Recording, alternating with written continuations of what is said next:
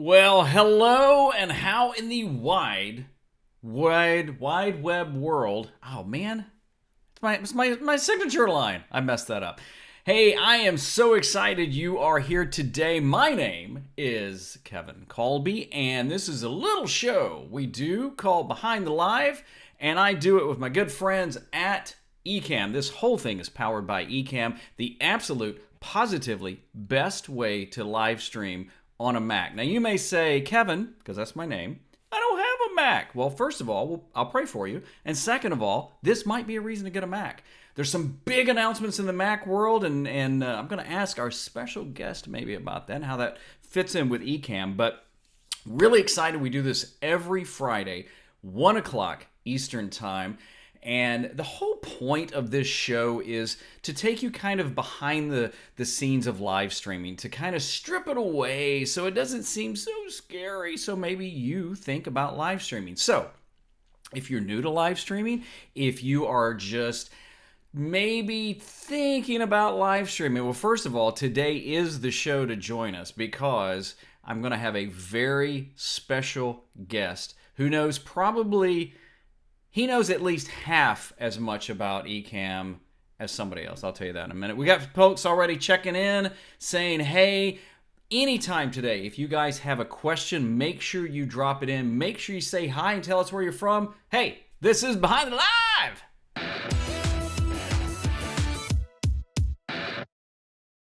So, I'm so excited today to have my special guest. I don't want to waste any more time on me. Let's bring him in, ladies and gentlemen. The co-founder of Ecamm Live, it's Glen. Hey Kevin, how's it going? I'm fantastic. How are you?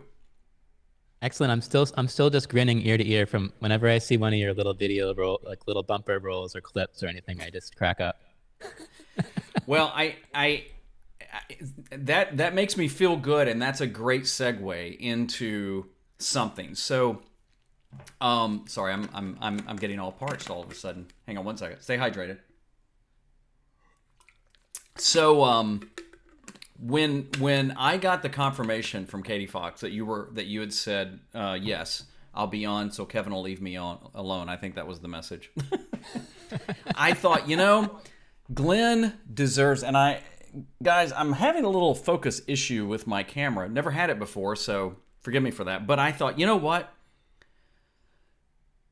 Glen is a technology genius. You've co-founded Ecamm. You deserve your own special open. So, ladies and gentlemen, for the first time ever, Okay. this is a special open, and I should have done this to introduce you. So. Here we go. Ready? Just Ready? for you.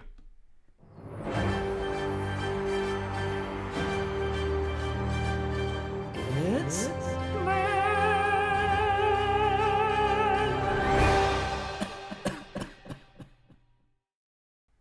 There you go. That was interesting. There you go. I want you to know I spared no expense on that. Yeah, those seem like they must be pictures from my Facebook profile. I'm guessing. So those are public photos that anyone can technically do anything they want with because they're based my on the public advice of my lawyer, profile. I'd just rather not talk about where I got them. So if I was ever, so that's an interesting thing to think about. Like if there was ever a news story about like maybe like I got lost in the woods or something like that, like the news reporters are going to go to Facebook and pick from one of those images to show like on the news. Yeah. So, My favorite is with the mustache. yeah, that's it. But seriously, we're glad you are here today. We got people checking in. We got we've got Milko from Germany in the house, and San Francisco's in the house. A lot of folks already. Make sure you say hi in the comments, and if you've got any questions about live streaming and especially Ecamm, today's the day to ask it. So here's a question. Now, I know this because I've seen the story, but I think it's kind of cool. Where did the name Ecamm even come from? Oh, the name? Yeah. You could have called it anything. You could have called it Glencam. Yeah. Well, I wish it was a more interesting story, but we've been doing just going all the way back to 1999. We've always done camera related stuff.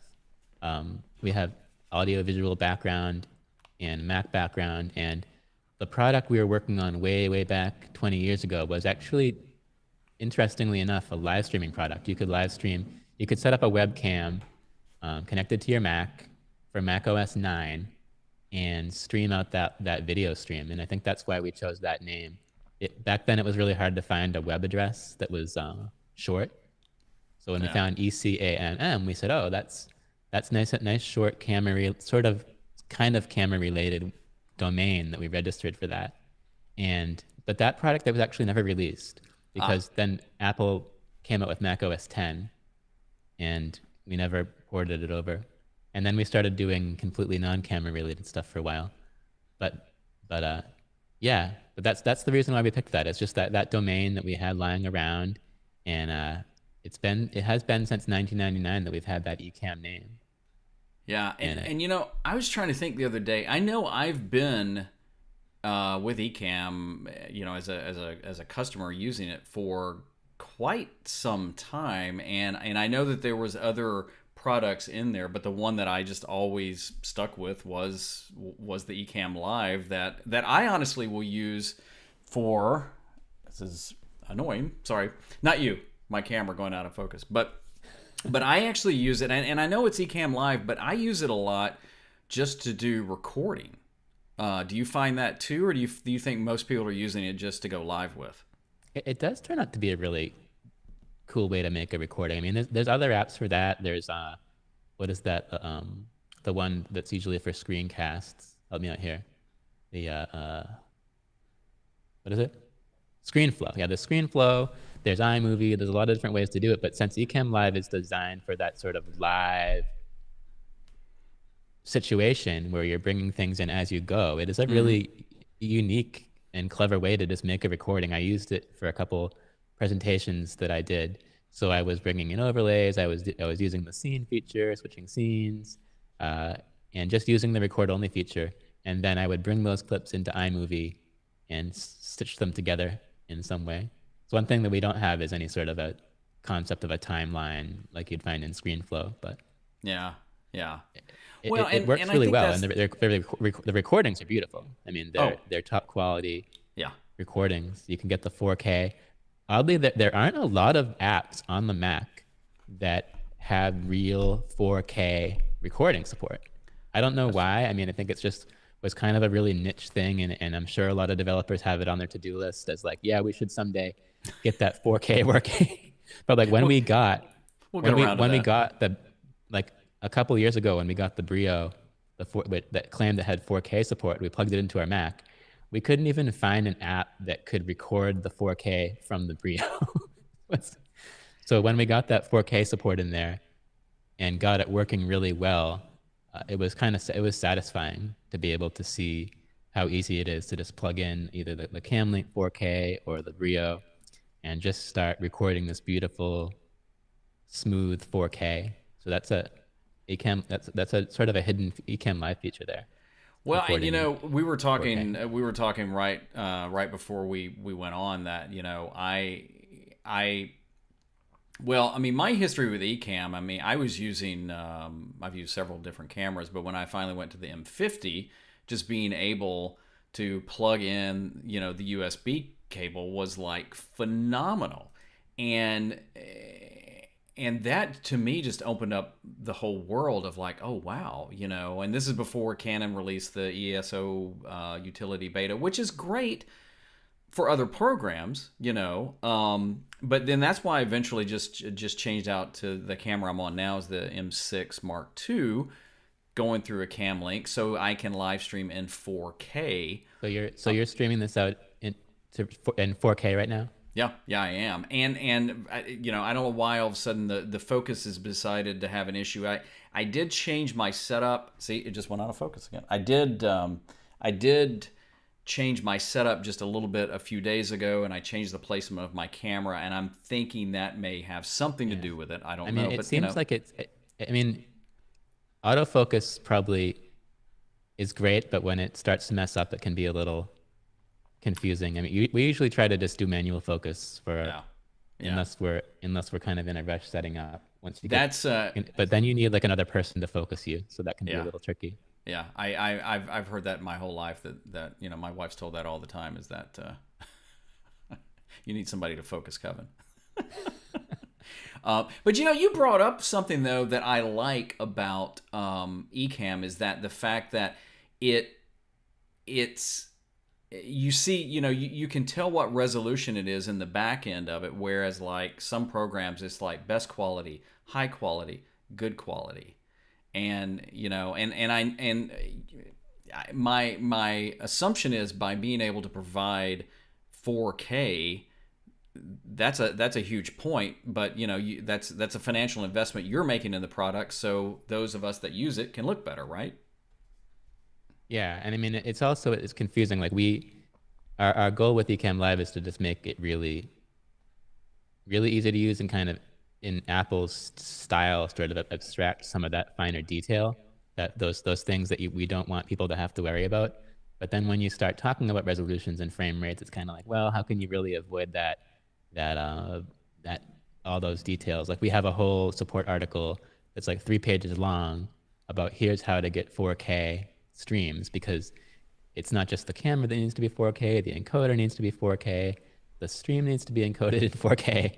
We need a special cable to go from the camera to the encoder. So it's definitely, I would say, one of those advanced features for sure. It's not something that is super easy to set up, but it is, like I said, it's satisfying when you can get that full 4K pipeline in there. Oh yeah. And then of course, if you're wondering how can I see this show in 4K, you're streaming this out to YouTube, right, through Restream? Yes. Mm-hmm. So in order to see the 4K, you need to go to Chrome, view this in YouTube, and then you'll see the little picker to switch to 4K there most of the time. So yeah.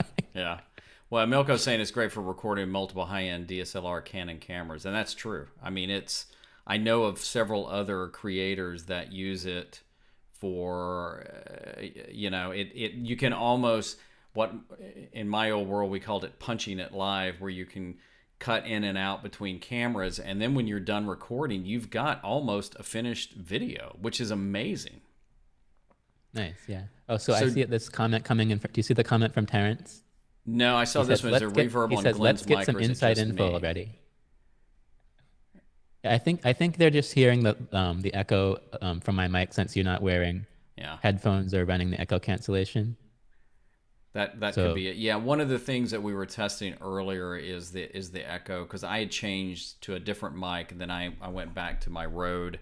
I tend to not wear headphones, which I know is frowned upon in the audio world, but you're on an iMac, right? Yeah. Mm-hmm. So if you just switch to the built-in speakers on the iMac, then you should be able to turn on the echo cancellation. So in the audio prefs, just go to built-in speakers, or you might have to unplug your headphone jack. Got it. To get that. All right. And turn on echo. I will work on that. We got a lot of people joining us. And by the way, we do want to talk about Ecamm related things and live streaming. Terrence is saying, let's get to some inside stuff already. Tuning in for hints and new features in beta. So yeah, let's talk about it. So this is a pretty exciting time for us, because we've been cranking on this interview feature for months and months and months and months, and we finally got it out in the 3.6 release to everyone, and it's going really well. What that means is that we can start working on all the other fun stuff that's been on our list for so long. And of course, we want to hear from you in the comments what you want to see. We already have a pretty good idea of what's going up on the whiteboard for what we want to add in going forward. And I see Terrence here saying comment curation by producer, sandbox for producer. These are two really cool things that we want to get in here.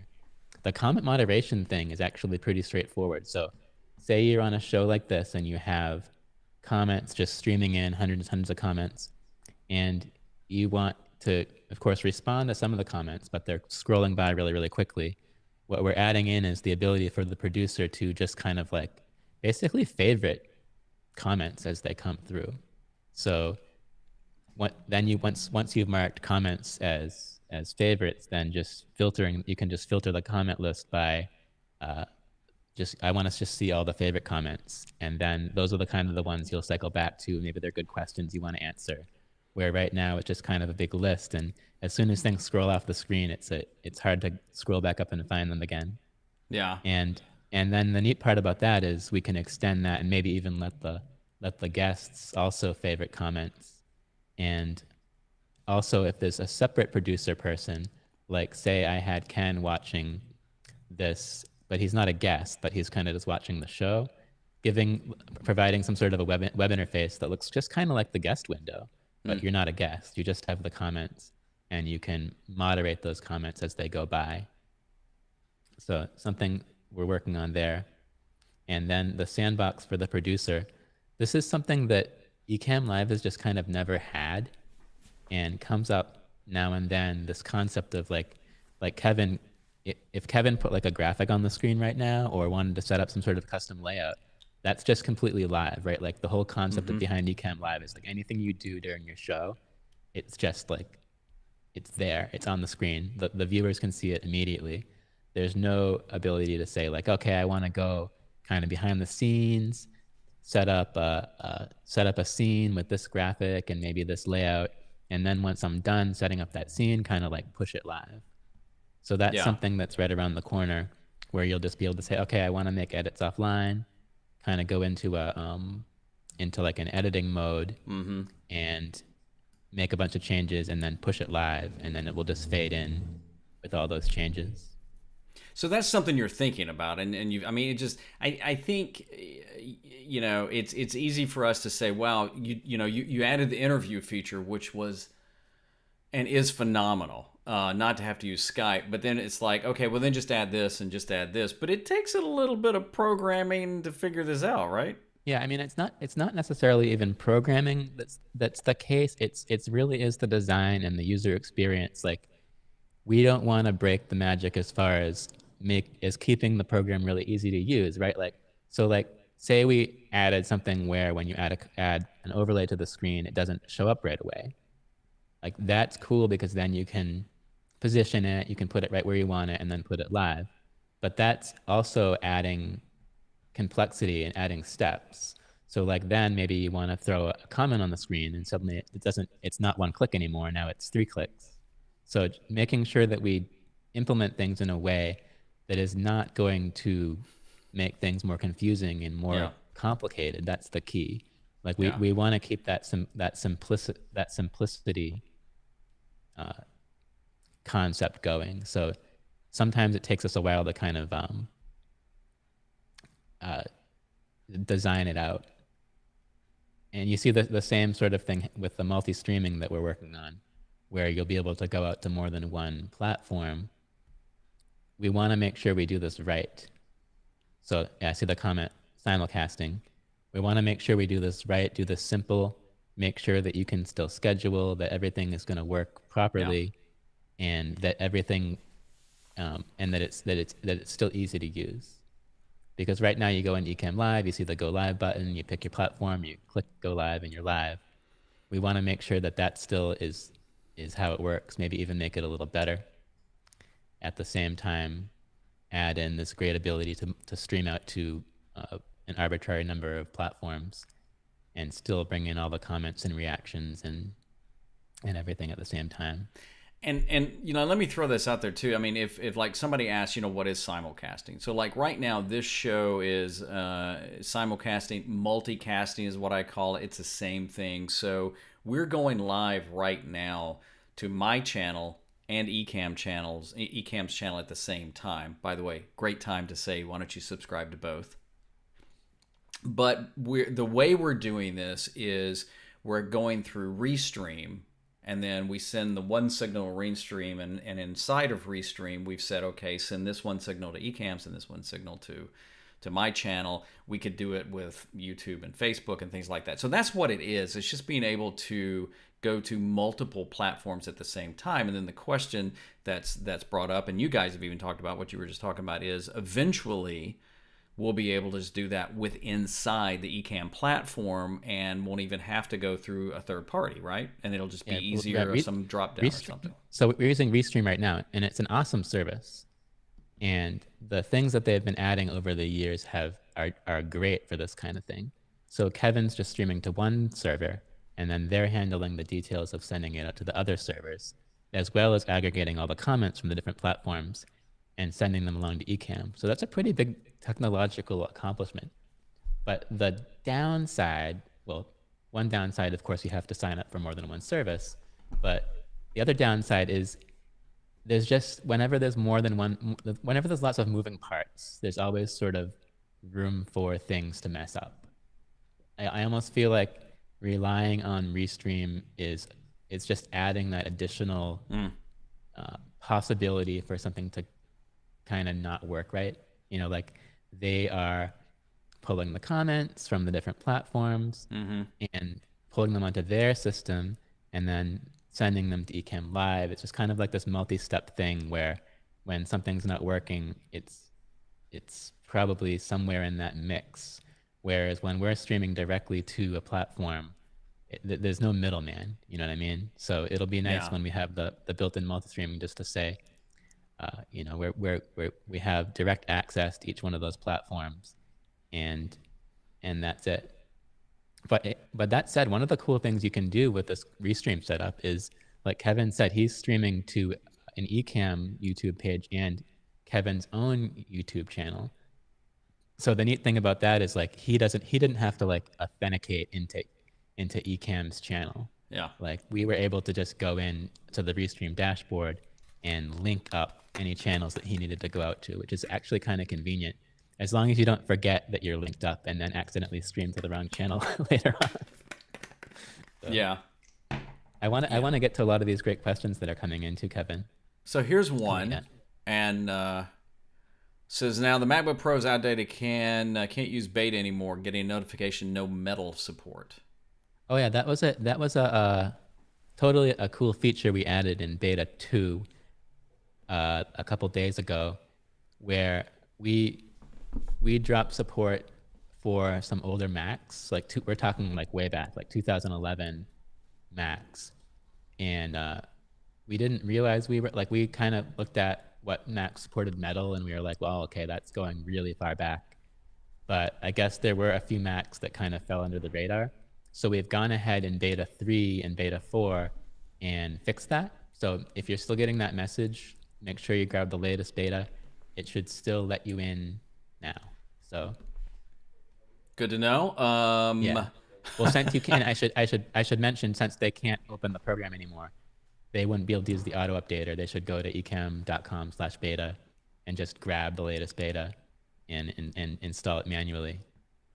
So Milko's asking where to get a cool sweatshirt like you've got. You can get a very similar sweatshirt at our merchandise website. I see that someone put a link there for that. I don't think it will be exactly this one, but it is a very stylish design. You can see on the front. You could sign yours and give it away. This is like a limited edition. Oh, okay.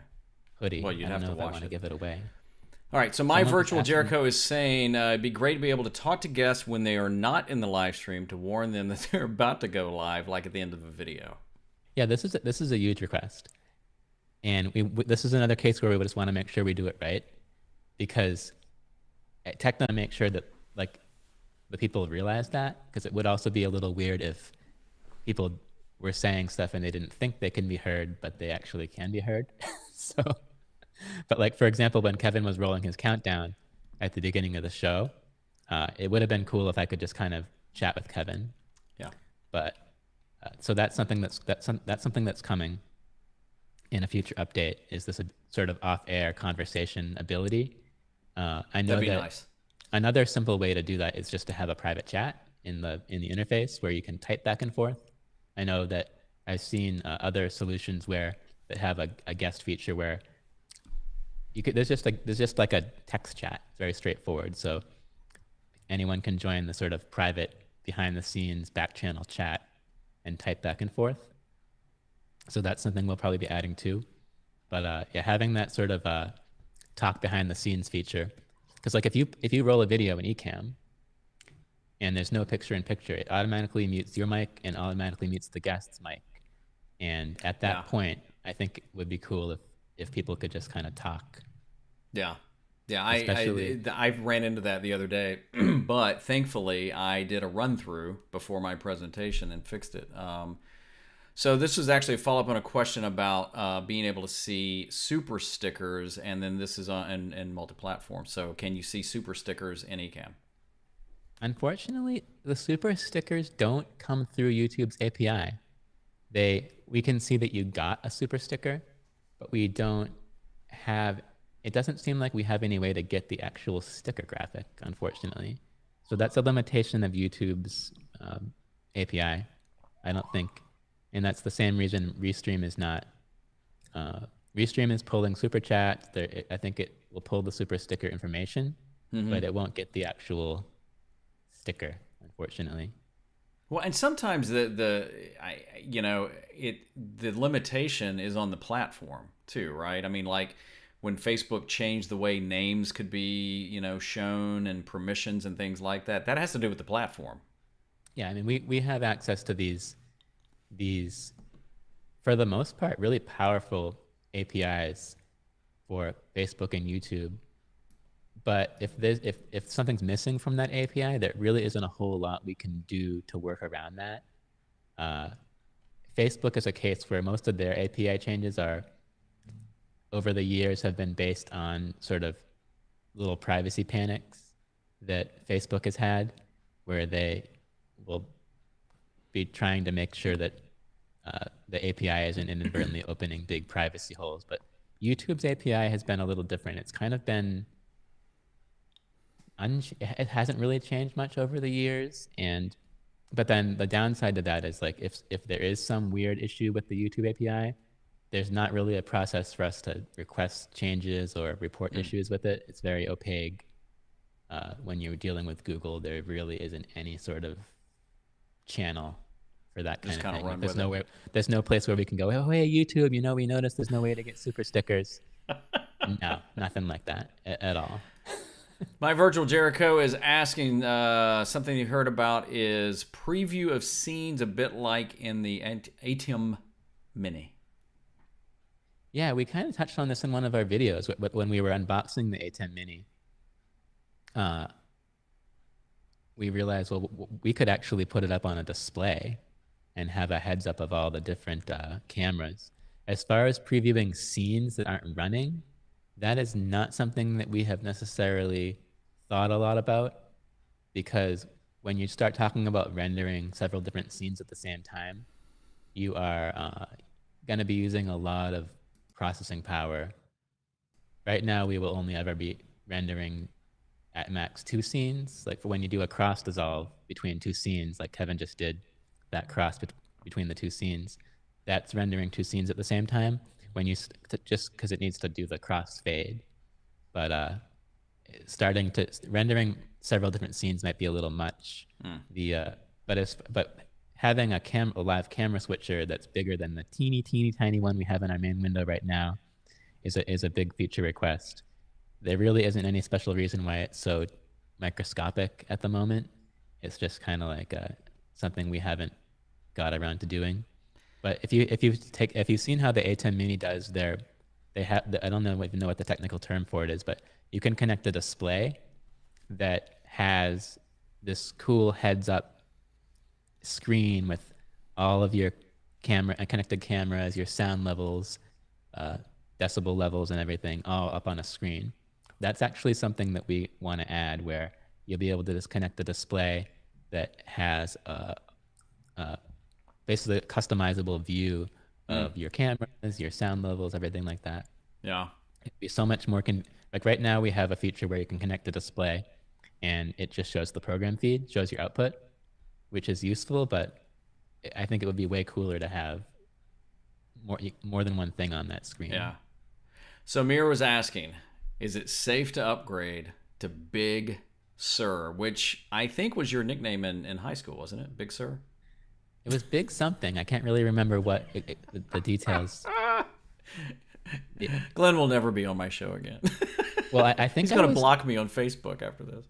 I was just sort of thinking out loud about this on the community group yesterday, where like, so we have Ecamm Live is, as far as we know, Big Sur compatible. We have beta testers that have been running Big Sur throughout the whole beta program and helped us fix several issues way back in probably August. And so we have a pretty good feeling about Big Sur as far as Ecamm Live is concerned.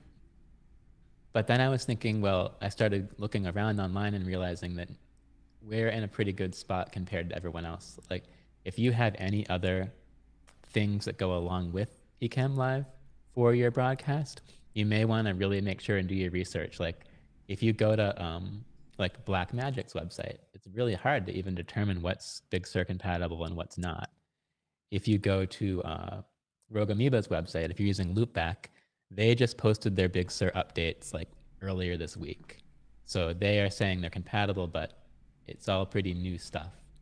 And then the big one I noticed is if you're doing like a church broadcast, a lot of our church members use an app called Pro Presenter by Renewed Vision, which is an awesome presentation app. But unfortunately, they have on their blog like, don't update. Really? Like, we're not ready. So well, and it's so new with almost any just, type of. I mean, this is yeah, a you major basically upgrade. just want to like sum up all of your moving parts and make sure that everything is ready for Big Sur. What I'm going to do personally is I ordered one of the new M1 Macs, and it already shipped from China, and it's going to be here on like Wednesday, if all goes well. So I figure I'll keep this computer as my Catalina computer for a while, and then just bring in another laptop for it'll be combination Big Sur and M1 testing. Yeah.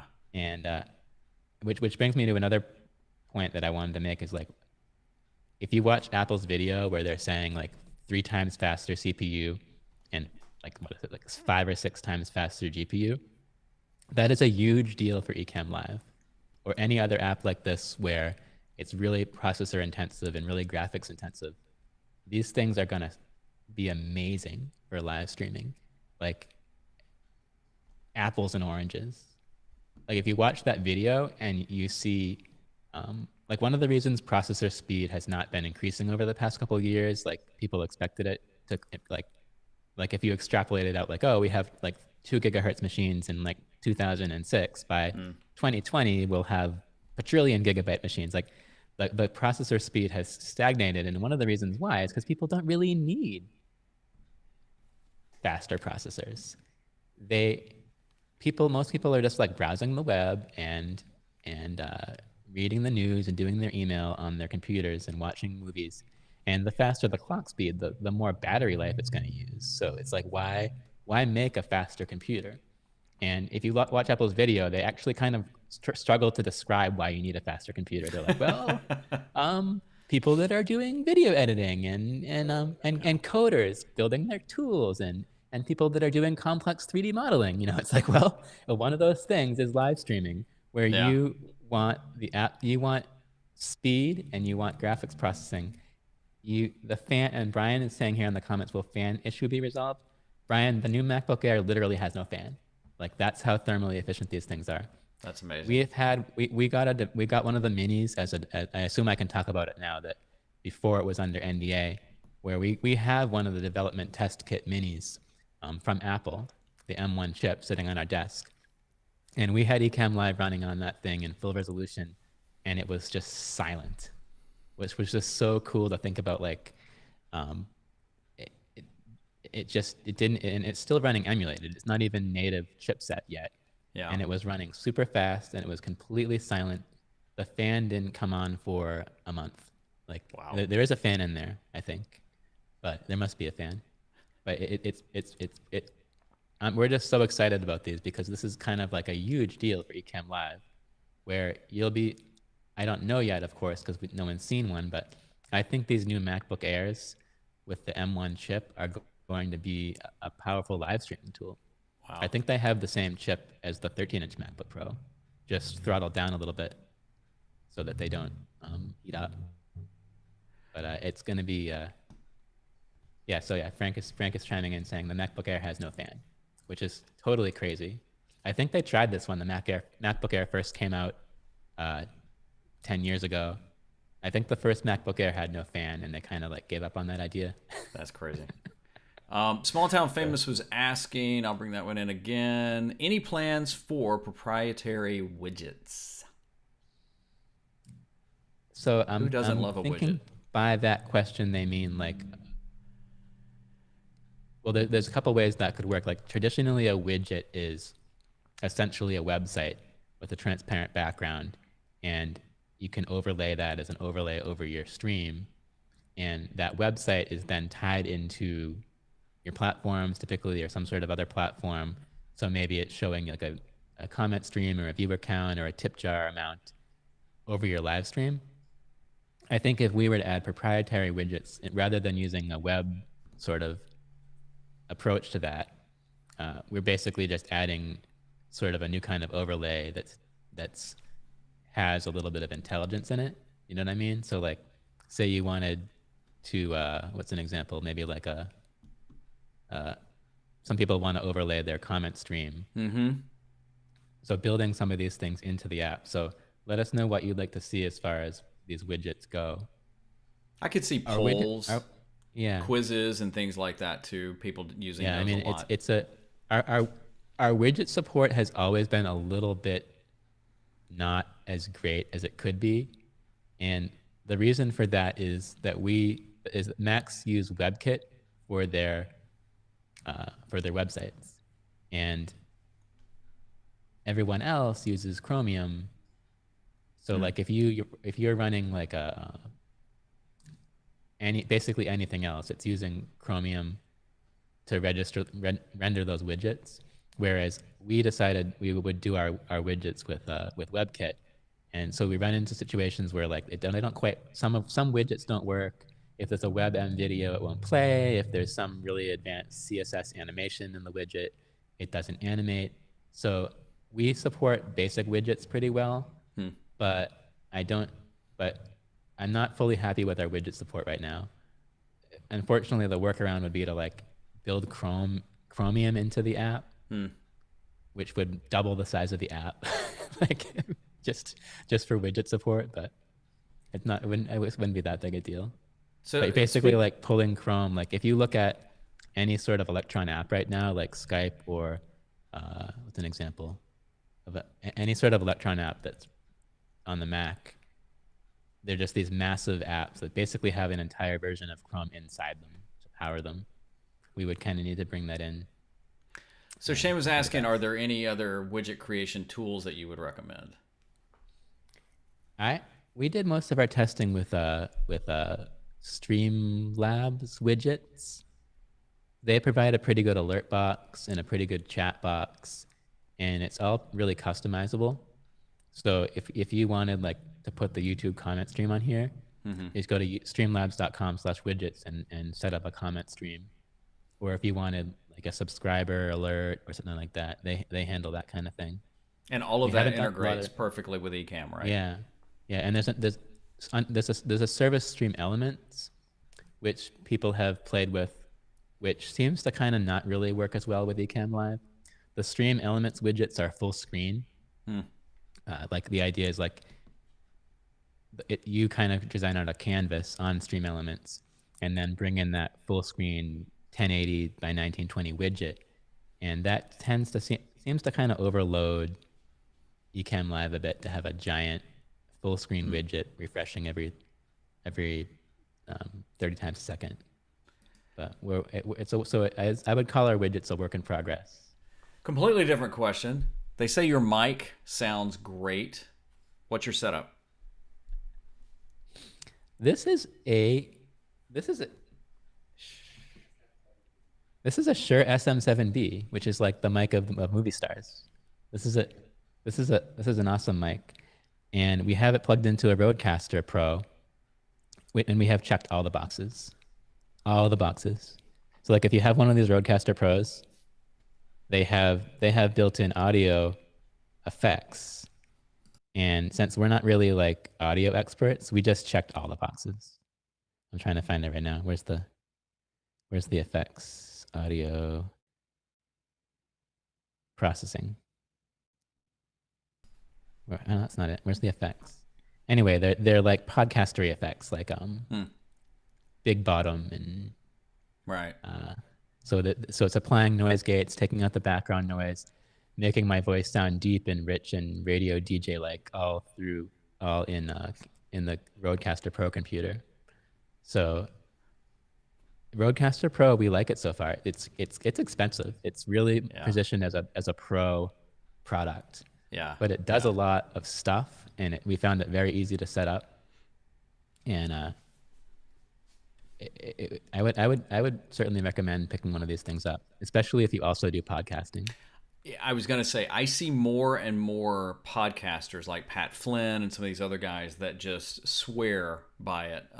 It is pricey, but again, it may be worth it if you're doing multiple things just to kind of make that investment. Yeah. Well, the idea behind the product is it's sort of supposed to be this all-in-one podcasting thing. I mean, it will do everything. It'll bring in your phone, Bluetooth. It'll record to an SD card. It's got a sound effects. It's got little button pads to add sound effects. I don't know. I'm just gonna hit a random sound effect here.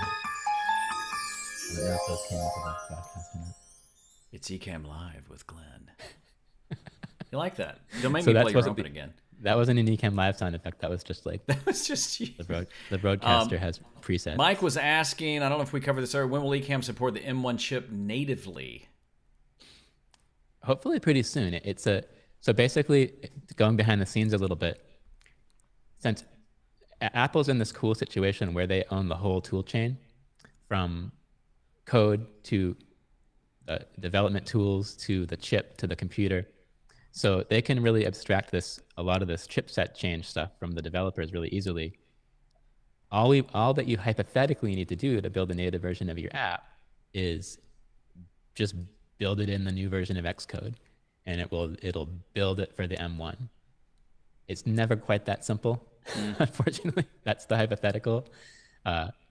But once we get enough M1 computers to test with, and everything is kind of we'll get an M1 native version out as soon as we can. I don't think that there's anything stopping us from building that, and you really won't notice much different, other than hopefully it will go a lot faster. But like I said earlier, that even Ecamm Live running emulated on it's not kind of says it's not emulated, it's translated. Yeah, Apple's doing some really cool voodoo, and we are seeing we saw great performance on our test device without even building it native. We were pretty impressed. So in one of the groups the other day, somebody asked this question, and maybe people wonder, how many actual cameras can you use with Ecamm Live? There is no upper limit to how many cameras you can connect. It really just is a matter of your CPU processing, because each camera you connect it's decompressing those frames from the camera. So as you connect them, since Ecamm Live runs all your cameras simultaneously to allow that live camera switching, you will, of course, see that after a while it's going to start petering out. As far as the live camera switcher, I think we allow 9 live cameras in that switcher at any given time. And you can pick which cameras you want to be in that switcher in the camera menu. But I think we have in the past connected 9, and it worked. But I don't know if like that's a lot. It's going to matter. Like, are they 1080? Are they 720? Are they Yeah. Well, I mean, I did a show not too long ago about, which camera would be best, and in that show I had the what did I have? I think I had a different camera then. I may have had the M200 I was trying out, but I had that. I had an M50. I had my iPhone. I had a webcam, and of course the built-in camera. And I did a lot of it just to show the difference in the resolution and how some just look, like the FaceTime camera. But that is amazing. Now, what camera are you using right now? Tell us a little bit more about your setup, because it looks amazing. Aside from it's a Camlink 4K. I think it's just the same thing you're using, right? Camlink 4K, and that is connected to this Nikon that Ken bought. Which Nikon is this, Ken? It's a Nikon Z6, and I think it's just outputting 1080/60 to the Camlink, and then I just I'm not even using Ecamm Live. I'm joining as Kevin's guest. So I just picked the cam link in the Rodecaster in Safari, and it came right into the guest feature. I am, I think I'm manual focus right now. Yeah. So if I, Hmm. yeah, I'm set to manual focus. So what I did was actually got up, I put a potted plant on my chair, walked over, focused on the plant, came back and sat down. And got me into focus a little bit. Yeah, but I really like the picture from the Nikon. Like we had a bunch of Canons, and now I'm thinking like this Nikon is it's awesome. Okay, don't get me started now. Probably just my imagination. Well, and the funny thing is, since we've been talking, I have the Canon M6 Mark II. That's what this is. So I could actually come clean HDMI out 4K. And up until today, I hadn't had any issue with the facial tracking. And for some reason today, I moved it back just a little. I'm Well, using a 16 your millimeter background lens of is Sigma. there's a lot going on in your background. I wonder if there's something is like just like messing with the artificial intelligence in some way. Like it's It may finding a be. head. I mean, Maybe it's finding a head in your background or something like that. there's so Ooh, a many little head. Funko Pops back there. I did move the lighting a little, but what happened is a second ago when I took Glen's solo shot, I just changed my camera to basically it's a group focusing. I forgot what it's called, point focusing or something like that. So what it does is it locks it into a bigger area, which helps. Somebody was asked. Oh, here we go. Mike is asking, why would you use the Atom? Is it Atom? I don't have one. A10 Mini. I say. ATEM Mini. Why would Yeah, you I don't use know. that with Ecamm? It's a so I think he's what he's getting at is like Ecamm Live, since it has a built-in camera switcher, and why would this be like a ideal add-on for Ecamm? Yeah, why would you need it? Maybe that's what he's asking. Why I mean, is it's it a big really deal? not something that I've ever felt that I needed, but it is actually a really versatile device. I mean, you can just use it as an encoder for just like you would be using a cam link or something. But then it also gives you the ability to say plug in a mic. So it has that the analog mic input. So it's almost like if you combine a cam link and a USB audio interface like a Focusrite or something, it has that feature.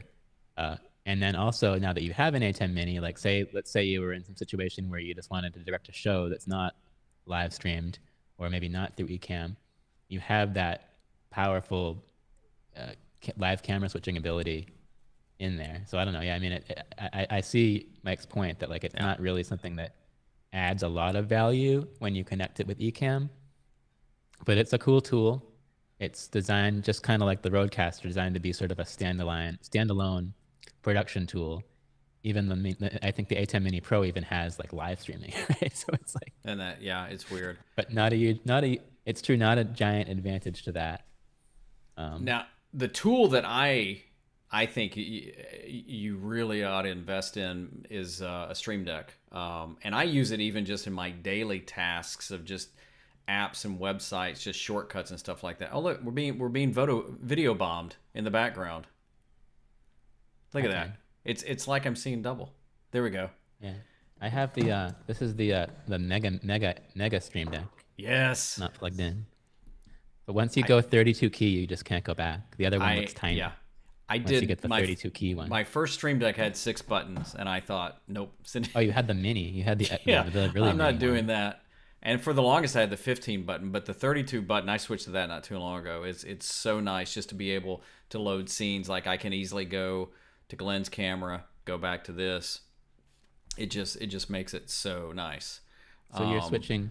So are you using the new guest keys, or did you have scenes set up? I have scenes set up. I am such a fan of scenes. Everything I do is with scenes. Everything.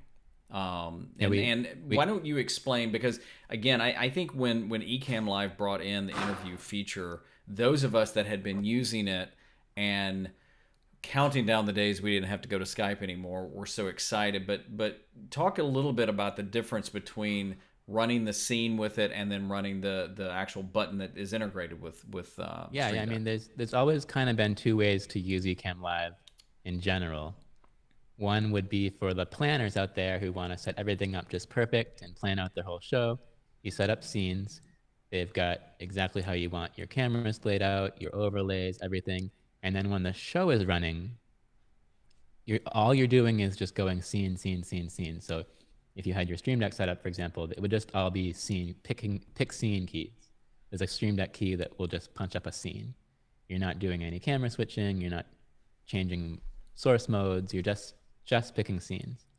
But there's always been another way to drive Ecamm Live, which is you could kind of call it like ad hoc, where if you wanted to switch views, you're just punching up the camera switcher, or something.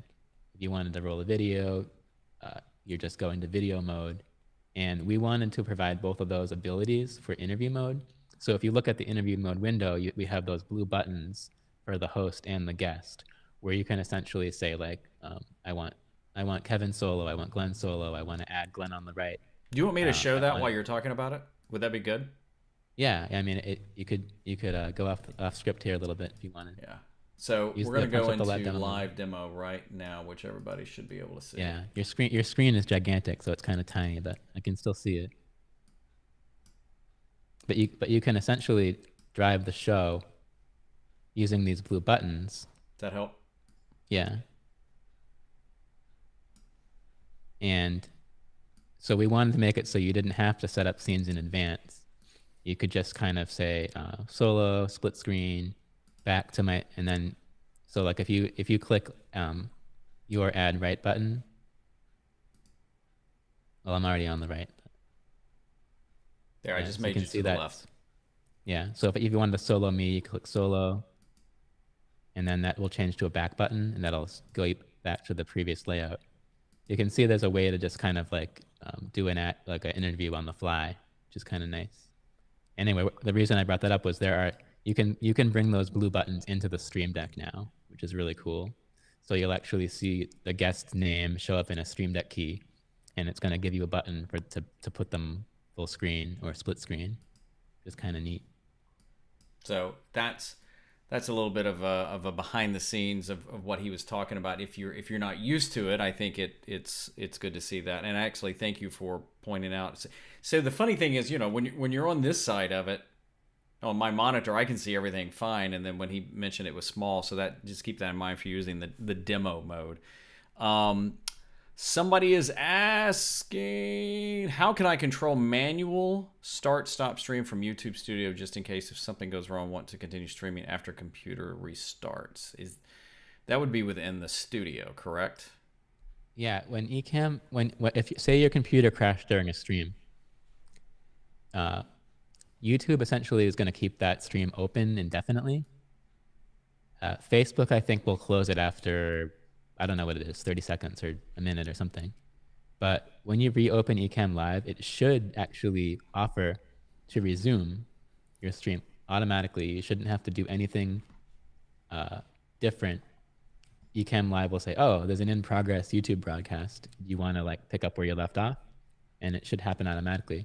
But if you wanted to go and actually end that broadcast, you would have to go to YouTube Studio.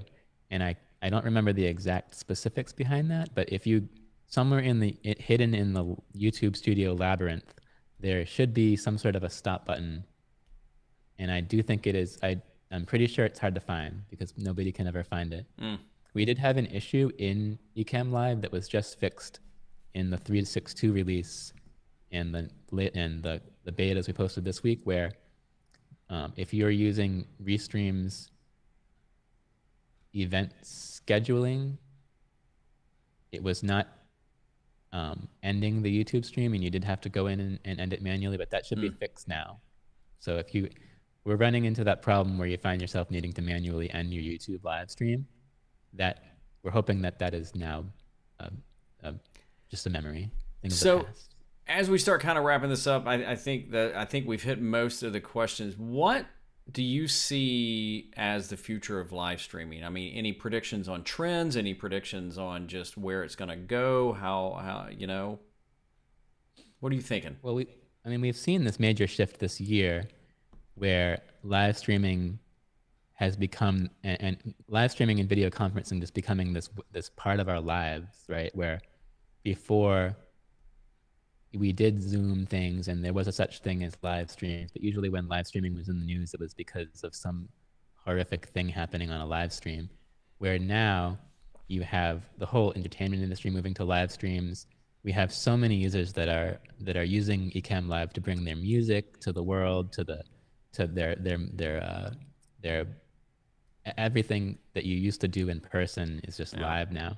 So I think going forward, what you're going to see is like why like there always used to be this thing like, well, why would we live stream our church? Because like that we're trying to get people into our church, not giving them a reason to not go to the church. Like, whereas I think now, hopefully post COVID, you'll see sort of a greater understanding for what live streaming can bring to people. Whereas like, our church doors are open, or we're having, music concerts again, or live gigs, or motivational speakers. Now all those people have learned video production. Essentially, they have learned the power of video and live streaming. And going forward, they'll think of that as just one of the tools in their toolbox to reach a wider audience. Everyone who never even thought about this is now growing their YouTube channels and realizing how that they can kind of bring remote people in, like have these sort of international forums where, maybe someone is in another country, big deal. Like you can just bring them right into your show remotely. I think that kind of power is what people are realizing that they have now.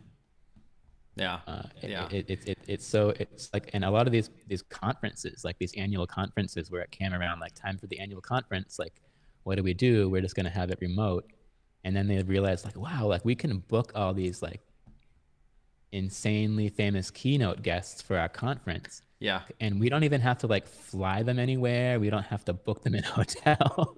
Yeah. It doesn't even really cut into their schedule. It's just like a 30-minute live stream. So yeah. I think that power is here to stay. Yeah. I think it's allowed more conferences to actually add more speakers, add more days, lower a price, but then ironically make more money. There was a conference that I went to last year, got canceled this year. They did it virtual, and because it was virtual and they pulled some strings, Mark Cuban was the keynote. And yeah, that's the kind of thing I was talking about. It's like, and then like that keynote speaker, it's like, it's not a huge commitment for them. Like they're just like, oh, okay, how much are you paying me? I'll join your Zoom. But that's really interesting about the conference making more money. That's pretty cool. Yeah. There is something to be said for in-person conferences, though. There is. I think personally what we'll see over time is more of a hybrid. I think you'll have this, maybe a little of both. We'll see. But Glenn, thank you. Thank you so much for being on. Hang on. Oh, my pleasure. I hope we have successfully gone behind the live. I appreciate you being on and giving us a preview of some things coming up, answering some questions. I would like to suggest that if you continue to have questions, drop them in the comments. Consider joining the Facebook community. Wouldn't you think that'd be a good idea? So you can just ask questions there and learn from folks too. Oh yeah, absolutely. The community it's awesome. Yeah, we never thought we'd have anything like that going on. I mean, that is so cool. So be a part of that, Glenn. Thank you so much for being here. And thank you for having me. Hey, do you have some sort of we'll do it again next week. Video? Well, Glenn probably won't be here, but if you want to, you're always welcome. Even Ken walking around in the background, we can bring him to the foreground or something like that. So, but make sure you hit like, you share this with somebody if they're thinking about live streaming, thinking about Ecamm. That would be fantastic. And subscribe to both channels. See you next time on Behind the Live. Put the needle on the record.